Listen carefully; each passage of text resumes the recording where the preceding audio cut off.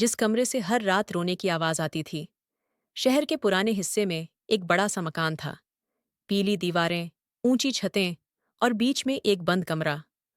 उस घर के सबसे डरावनी बात थी, हर रात ठीक 2:15 पर उस कमरे से बच्चे की रोने की आवाज आना। न घड़ी आगे पीछे, न 1 मिनट का फर्क। मोहल्ले वाले कहते थे, उस कमरे में आत्मा है। घर की मालकिन थी कमला देवी, एक सीधी सादी, शांत और बूढ़ी औरत। दिन में पूजा पाठ, शाम को तुलसी में पानी और रात को वह कमरा। किसी को उस कमरे में जाने की इजाजत नहीं थी। जब कमला देवी के बेटे रमेश की शादी हुई तो घर में आई सुमन। पहली ही रात 2:15 पर सुमन की नींद टूट गई। माँ, यह आवाज। कमला देवी चुप रही। रोज वही आवाज, रोज वही समय। सुमन डरने लगी। मोहल्ले वालों ने आग में घी डाल दिया, बहू को कुछ हो जाएगा, यह घर अशुभ है। एक दिन सुमन ने देखा, उस कमरे पर ताला नहीं था, बस एक पुराना लकड़ी का दरवाजा जिस पर माँ ने कपड़ा टांग रखा था। और ठीक 2:15 पर रोने की आवाज फिर शुरू। उस रात सुमन ने हिम्मत की। 214 2:15 आवाज शुरू होते ही उसने दरवाजा खोल दिया। अंदर कोई आत्मा नहीं थी, कोई डर नहीं। एक पुराना टेप रिकॉर्ड जो खुद ब खुद जल रहा था, और उस टेप में एक बच्चे की आवाज। माँ, दर्द हो रहा है। खोया हुआ बेटा, कमला देवी का छोटा बेटा अमन अस्पताल में भर्ती था। हर रात 2:15 पर वह दर्द से रोता था, और उसी रात अमन की मौत हो गई। कमला देवी ने वह आवाज रिकॉर्ड कर ली थी, क्योंकि उसके लिए वह रोना उसके बेटे की सांस थी। अमन के जाने के बाद कमला देवी ने वो टेप कभी बंद नहीं किया, क्योंकि जब तक वह आवाज चलती थी उसे लगता था अमन अभी जिंदा है। सुमन ने वो टेप बंद नहीं किया।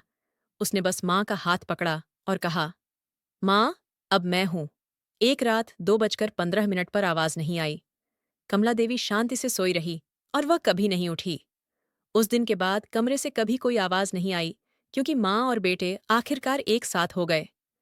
जिस सुबह कमला देवी नहीं उठी, उस घर में पहली बार 2:15 की खामोशी डरावनी नहीं लगी, बल्कि भारी लग रही थी। सुमन ने माँ के चेहरे को देखा, साल जैसे परसों बाद नींद आई।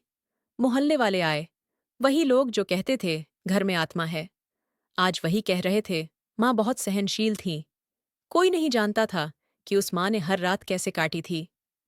अंतिम संस्कार के बाद रमेश ने कहा, अब उस घर को बंद कर दो। लेकिन सुमन के हाथ में वह चाबी कांप रही थी, क्योंकि उस कमरे में सिर्फ दर्द नहीं, एक माँ की पूरी दुनिया से कमरा खोला गया। वह वही पुराना टेप रिकॉर्ड, वही पलक, वही दवाइयों की गंध, और दीवार पर एक कागज चिपका था। सुमन ने वह कागज पढ़ा। अगर कोई यह पढ़ रहा है तो समझ लेना, मेरा दर्द खत्म हो गया है। अमन की आवाज मुझे डराती नहीं थी, वह मुझे जिंदा रखती थी। अगर मेरी बहू यह पढ़े तो बस इतना जान ले, मैंने उसे अपनी बेटी माना था। सुमन की आंखें भर आईं। रमेश टूट गया। मैं माँ का दर्द कभी समझ नहीं पाया। उसे याद आया, माँ हर बार उसे रोकती थी उस कमरे में जाने से, क्योंकि वह नहीं चाहती थी कि बेटा भी उसी दर्द में डूब जाए।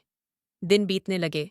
घर बड़ा था, लेकिन अब बहुत खाली। रात 2:15 पर सुमन की नींद खुल जाती, और उसे लगता जैसे कोई अब भी रो रहा हो।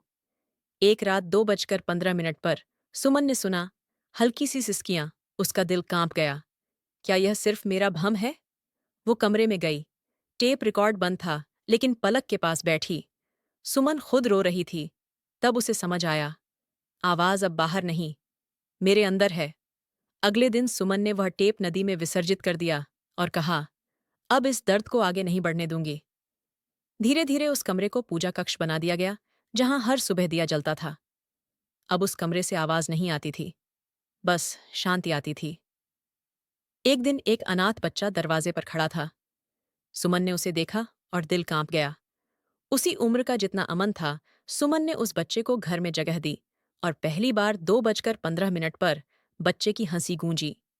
अब उस घर में कोई डर नहीं था, क्योंकि एक माँ की पीड़ा दूसरी माँ के प्यार में बदल चुकी थी। जब दर्द प्यार संभाल ले तो आवाजें खामोशी बन जाती। दोस्तों, अगर आपको शिक्षाप्रद कहानियां पढ़ना या सुनना पसंद हैं तो हमारे BAPU RM हिंदी सुविचार चैनल को सब्सक्राइब करके हमें सपोर्ट करें। धन्यवाद।